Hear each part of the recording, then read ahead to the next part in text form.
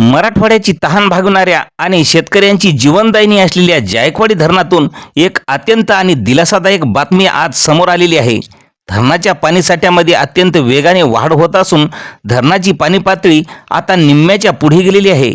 आज 27 जुलै सकाळी 8 वाजता आलेल्या अपडेटनुसार जलसंपदा विभागाच्या अधिकृत आकडेवारीनुसार धरणात पाण्याची मोठी आवक होत असून गेल्या 24 तासात धरणात तब्बल 63,618 क्युसेक्सने पाणी जमा होत आहे। चला तर मग संपूर्ण माहिती व्हिडिओच्या माध्यमातून घेऊयात, पण आधी चॅनलला सबस्क्राईब केलं मित्रांनो, चॅनलला सबस्क्राईब करा, कारण असे दररोजचे आपल्याला व्हिडिओ पाहायला मिळतील। तर शेतकरी मित्रांनो, पाणी साठ्याची टक्केवारी संपूर्ण धरणाची आता धरण 55% वर म्हणजे 55.49% एवढं भरलेलं आहे। धरणाची पाणी पातळी 1512.5 म्हणजेच 461.86 मीटरवर पोहोचलेली आहे।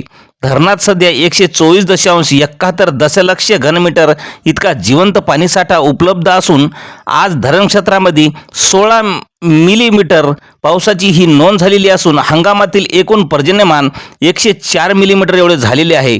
महत्त्वाची बाब म्हणजे 1 जून 2026 पासून आतापर्यंत धरणात एकूण 22.31 TMC पाण्याची आवक झालेली आहे। सध्या तरी उजवा कालवा आणि डावा कालवा विद्युत केंद्र आणि सांडव्यावरून पाण्याचा कोणताही विसर्ग सुरू करण्यात आलेला नाही। पाणी पातळीत होत असलेल्या समाधानकारक वाढीमुळे संपूर्ण मराठवाड्यातील शेतकरी आणि नागरिकांमध्ये आनंदाचे वातावरण पाहायला मिळत आहे। तर मित्रांनो, अशाच जायकवाडी संदर्भात बातमीसाठी चॅनलला सबस्क्राईब करायला विसरू नका। धन्यवाद।